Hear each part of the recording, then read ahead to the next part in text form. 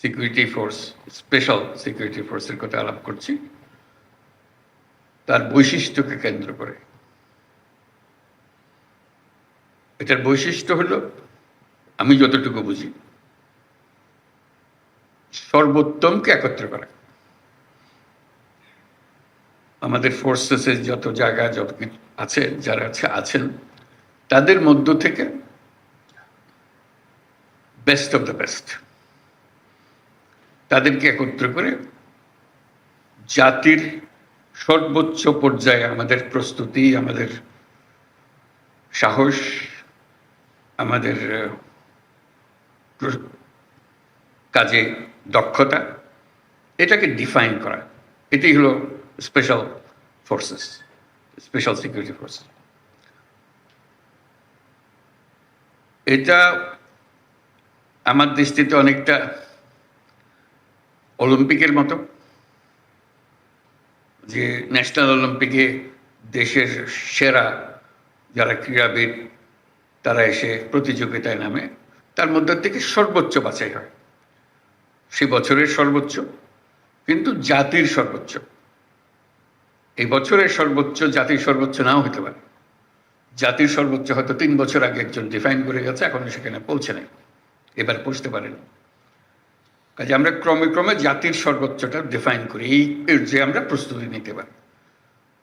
সেটা শারীরিক, সেটা মানসিক, এই ক্ষেত্রে শারীরিক, মানসিক এবং প্রযুক্তিগত আমাদের বেস্ট কি, আমাদের সর্বোচ্চ কোথায়, সেটাকে ডিফাইন করে।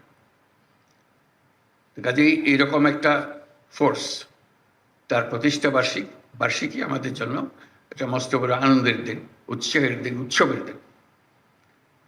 এটা শুধু নিজের দেশে, যে বললাম একটা ন্যাশনাল অলিম্পিক, কিন্তু একটা গ্লোবাল অলিম্পিকও আছে, ওটাও মনে রাখতে হবে। আমাদের নিজেদের জাতীয় সর্বোচ্চতে সন্তুষ্ট থাকলে হবে না, সেই জাতীয় সর্বোচ্চ বিশ্ব সর্বোচ্চের মধ্যে কোথায় আছে। আমরা জাতীয় সর্বোচ্চ দেখলাম আমরা কোথায় কি আছি, কিন্তু দেখা গেল বিশ্ব সর্বোচ্চ বহু উপরে। কাজে আমাদের চেষ্টা করতে হবে যে আমরা জাতীয় সর্বোচ্চ আর বিশ্ব সর্বোচ্চের মধ্যে কেন দূরত্ব বেশি না থাকে। আমরা নিজেদেরকে সর্বোচ্চ ডিফাইন করলাম, নিয়ে আসলাম, উৎসব করলাম, সঙ্গে সঙ্গে ওই প্রতিযোগিতা আমাদের মনে থাকতে হবে, বিশ্ব প্রতিযোগিতা। এটা হলো স্পেশাল ফোর্সের একটা নিজস্ব দায়িত্ব আছে, সেটা পালন করবো, অবশ্যই করবো, কিন্তু সঙ্গে সঙ্গে আমাদের ওটাও মনে রাখতে হবে এই দায়িত্ব পালন করার ঘটনা না ঘটতে পারে, ঘটার সম্ভাবনা ক্ষীণ, কিন্তু প্রস্তুতি হবে আমাদের বিশ্ব সর্বোচ্চের পর্যায়ের মধ্যে। তো সেটাই আনন্দের জিনিস আজকে যারা আমরা আমাদের এই স্পেশাল সিকিউরিটি ফোর্সেসের মধ্যে আছেন, তারা সে বিশ্ব প্রস্তুতিতে, বিশ্ব মানে আমরা কোথায় আছি সেটার যাচাই করে, এবং সেই প্রস্তুতি মানসিকভাবে তৈরি থাক। আমরা শুধু জাতীয় অলিম্পিকে খেলতেছি না, আমরা বিশ্ব অলিম্পিকও খেলতেছি। সব দিক থেকে আমরা দেখব, যাচাই বাছাই করে সেটা। তা না হলে জাতি হিসেবে আমরা উপরে উঠতে পারবো না। এটার সুবিধা হলো এটা অল্প, এই যে 500 জন 400 জন, এই 400 জন 500 জনকে দিয়ে বাকিদের উৎসাহিত করা, এই ফোর্সকে দিকে অন্য ফোর্স উৎসাহিত করবে, আমাদের লেভেল অতটুকু, ওখানে যেতে হবে। কাজেই এই সামনে থাকার যে দায়িত্ববোধ, শীর্ষে থাকার যে আনন্দ, যে দায়িত্ব, সেটা যেন আমরা পালন করতে পারি, সেটাই হলো আজকের প্রতিষ্ঠা বার্ষিকীর সবচেয়ে স্মরণীয় বিষয়, যে আমরা সেখানে সেই মাপে আমরা কোথায় আছি। আমি অভিনন্দন জানাচ্ছি সবাইকে এই ফোর্সেসের অংশভূত হওয়ার জন্য। এটা একটা বড় প্রতিযোগিতার বিষয় যে আমরা এটার অংশ হতে পেরেছি, এবং হওয়ার সঙ্গে সঙ্গে দায়িত্বও বাড়ল। এটা যেন আমরা নামিয়ে না ফেলি, আমাদের যে মান, সে মানে যেন আমরা নিচের দিকে না গিয়ে বরং উপরের দিকে আমরা উঠিয়ে দিতে পারি। প্রতিবার যখন এই ফোর্সেস গঠন হয়, সেই গঠনের মধ্যে আমরা প্রতিবারই ধাপে ধাপে উঠছি, ওই বিশ্বমানের কাছাকাছি চলে যাচ্ছি, এরকম যেন আমরা মনে রাখতে পারি। সেটা ছিল আমার প্রাথমিক বক্তব্য। আমি লিখিত যে বক্তব্য আছে সেটা পড়ে শোনাই। এসএসএফ এর 39তম প্রতিষ্ঠা বার্ষিকী উপলক্ষে আয়োজিত এই অনুষ্ঠানে আমাকে আমন্ত্রণ করার জন্য ধন্যবাদ। প্রতি বছরের নিয়ে এবছরও এসএসএফ প্রতিষ্ঠা বার্ষিকী পালন করছে। এসএসএফ অন্য বাহিনীর তুলনায় একটি ক্ষুদ্র বাহিনী, তবে এর কাজের গুরুত্ব এবং সংবেদনশীলতা অনেক বেশি। এই বাহিনী আমার নেতৃত্বে ও তত্ত্বাবধানে পরিচালিত হয়। এসএসএফ একটি প্রশিক্ষিত ও সুশৃঙ্খল বাহিনী যারা আমার ও রাষ্ট্রপতির সার্বক্ষণিক নিরাপত্তা নিশ্চিত করে। এটা একটা দায়িত্ব। আমি যেটা বললাম সে দায়িত্বেরও বাইরে আরেকটা দায়িত্ব আছে, সেটা হলো বিশ্বমানে চলে যাওয়া। দেশের মান যেটা, সেটা আমাদের কারণে, এই বছরের কারণে আমরা যেন জাতীয় মানে নিচে না নামি, বরং জাতীয় মানে উপরে উঠি, আর হলো বিশ্বমানের কাছাকাছি বা সমকক্ষ হতে পারে।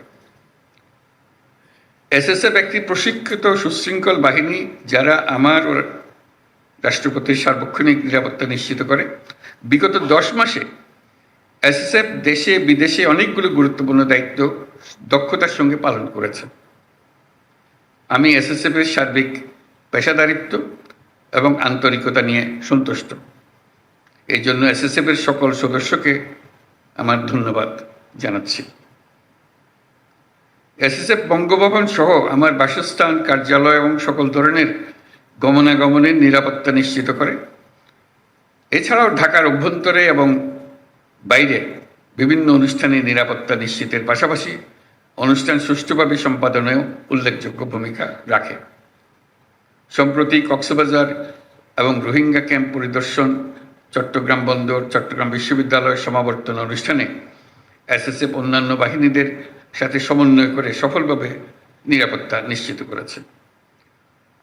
শুধু দেশের অভ্যন্তরেই নয়, দেশের বাইরেও আমাদের রাষ্ট্রীয় সফরগুলোতে এসএসএফ বিভিন্ন দূতাবাস এবং সংশ্লিষ্ট দেশের প্রোটোকল ও নিরাপত্তা বাহিনীর সাথে একযোগে কাজ করে সফরসমূহ সাফল্যমণ্ডিত করেছে।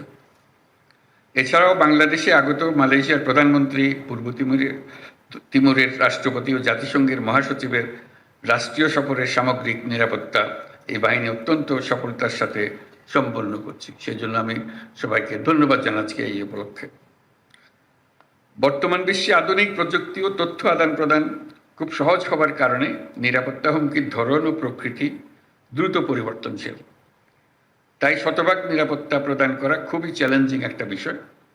বিভিন্ন সীমাবদ্ধতা সত্ত্বেও এসএসএফ সুষ্ঠুভাবে নিরাপত্তা নিশ্চিত করছে। আমি আশা করি এসএসএফ নিয়মিত বিভিন্ন ধরনের নিরাপত্তা হুমকি পর্যালোচনা করবে এবং সেগুলি মোকাবেলা করার জন্য যাবতীয় প্রস্তুতি গ্রহণ করবে।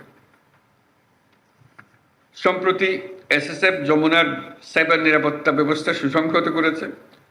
আমি আশা করি এসএসএফ একইভাবে এই কার্যালয়ের সাইবার নিরাপত্তা ব্যবস্থা উন্নত করবে। এসএসএফ একটি পেশাদার বাহিনী হিসেবে উন্নত প্রশিক্ষণ, উন্নত প্রযুক্তি, উন্নত মনোবলের সন্নিবেশে দিন দিন আরও উন্নতি সাধন করবে, এই আমার আশা। নিরাপত্তার খাতিরে এসএসএফকে বিভিন্ন ধরনের সীমাবদ্ধতা আরোপ করতে হয়, যা অনেক সময় জনভোগান্তির সৃষ্টি করে। এটা যে কোনো নিরাপত্তা বাহিনীকেই করতে হয় নিরাপত্তার খাতিরে। অতীতে শাহজালাল আন্তর্জাতিক বিমানবন্দরে ভিআইপি ফ্লাইটের জন্য প্রায় 1 ঘন্টা সকল ফ্লাইট অপারেশন বন্ধ থাকত। এতে করে অনেক ধরনের জটিলতার সৃষ্টি হতো। আমি এই নিষেধাজ্ঞা তুলে দিয়েছি। এতে সাধারণ যাত্রীদের ভোগান্তি লাঘব হবে, কিন্তু এসএসএফ এর দায়িত্ব বেড়ে গিয়েছে। আমি মনে করি জনবিচ্ছিন্ন না হয়ে বরং জনসংযোগ ও নিরাপত্তার মেলবন্ধনের মাধ্যমেই এসএসএফ তার উপর অর্পিত সকল দায়িত্ব সফলতার সঙ্গে পালন করে যাবে। আমি জেনে আশ্বস্ত হলাম যে এসএসএফ এর প্রশিক্ষণ, অস্ত্র ও সরঞ্জামাদির আধুনিকায়ন প্রক্রিয়া চলমান রয়েছে। বিশেষ করে গত 5ই আগস্ট 2024 তারিখে এই বাহিনীর কিছু যানবাহন ও সরঞ্জামাদির ক্ষয়ক্ষতি হয়েছিল, যা অল্প সময়ের মধ্যে কার্যক্ষম করা হয়েছে। পাশাপাশি বাহিনীর আভিযানিক কার্যক্রম আরও বেগবান ও কার্যকরী করার লক্ষ্যে অত্যাধুনিক অস্ত্র সরঞ্জামাদির ব্যবহার ও দেশে বিদেশে উন্নত প্রশিক্ষণ গ্রহণের মাধ্যমে প্রতিটি সদস্যের সক্ষমতা বৃদ্ধির প্রক্রিয়া অব্যাহত রয়েছে। খুব শীঘ্রই এসএসএফ তাদের 12 বছরের পুরাতন বিএইচএফ রেডিও কমিউনিকেশন সিস্টেম পরিবর্তন করে সর্বশেষ মডেলের ইউএইচএফ রেডিও কমিউনিকেশন সিস্টেম সংযোজন করবে, যা তাদের আভিযানিক কার্যদক্ষতা বহুলাংশ বৃদ্ধি করবে। আমি জেনে খুশি হয়েছি যে এসএসএফ এর অত্যাধুনিক ইনডোর ফায়ারিং রেঞ্জের কাজ প্রায় সমাপ্ত এবং আগামী মাস থেকে এটা ব্যবহার করা সম্ভব হবে। এই ফায়ারিং রেঞ্জের জন্য ভূমি বরাদ্দ সহ অন্যান্য সহযোগিতা প্রদান করার জন্য বাংলাদেশ বিমান বাহিনীকে আন্তরিক ধন্যবাদ জানাচ্ছি। প্রিয় এসএসএফ সদস্যবৃন্দ, আমি জানি এসএসএফকে সার্বিক নিরাপত্তা নিশ্চিত করতে বিভিন্ন আইনশৃঙ্খলা রক্ষাকারী বাহিনী, সামরিক বাহিনী, পিজিআর ও গোয়েন্দা সংস্থাসমূহের উপর নির্ভর করতে হয়। তাই আমি আশা করব এসএসএফ সকল সহযোগী বাহিনী ও সংস্থার সাথে সুসম্পর্ক বজায় রাখবে এবং নিবিড় যোগাযোগ ও সমন্বয়ের মাধ্যমে তারা দায়িত্ব পালন করবে। এসএসএফকে একটি অত্যাধুনিক এবং পেশাদার বাহিনী হিসেবে গড়ে তোলার লক্ষ্যে সেনা, নৌ, বিমান, পুলিশ ও আনসার বাহিনী হতে চৌকস অফিসার নির্বাচন ও প্রেরণ করায় আমি সকল বাহিনী প্রধানদের প্রতি গভীর কৃতজ্ঞতা প্রকাশ করছি। বিশেষ করে এসএসএফকে বিভিন্ন ধরনের প্রশিক্ষণ সহায়তা প্রদান করার জন্য বাংলাদেশ সেনাবাহিনীকে আমার ধন্যবাদ জ্ঞাপন করছি। প্রিয় এসএসএফ সদস্যবৃন্দ, রাষ্ট্রঘোষিত ভিআইপিদের নিরাপত্তা প্রদানে পেশাগত দক্ষতা অর্জনের পাশাপাশি চারিত্রিক দৃঢ়তা, উন্নত শৃঙ্খলা, সততা, দায়িত্বশীলতা এবং মানবিক গুণাবলীর বিষয়সমূহ গুরুত্বের সাথে বিবেচনা করতে হবে এবং সকল ধরনের রাজনৈতিক মতাদর্শের ঊর্ধ্বে থেকে পেশাদারিত্বের সাথে কাজ করে যেতে হবে। পরিশেষে আমি এসএসএফ এর মহাপরিচালক ও সকল সদস্যদের এই অনুষ্ঠান আয়োজনের জন্য আন্তরিক ধন্যবাদ জানাই। আমি বিশ্বাস করি সুযোগ্য নেতৃত্ব এবং সঠিক দিক নির্দেশনা এবং এই বাহিনীর প্রত্যেক সদস্যের পেশাদারিত্ব ও আন্তরিকতার মাধ্যমে এসএসএফ এর উত্তরোত্তর উন্নতি অব্যাহত থাকবে। আপনাদের ও আপনাদের পরিবারের সকলের সুস্বাস্থ্য এবং কল্যাণময় জীবন কামনা করে আমি আমার বক্তব্য শেষ করছি। সকলকে অশেষ ধন্যবাদ। আল্লাহ হাফেজ।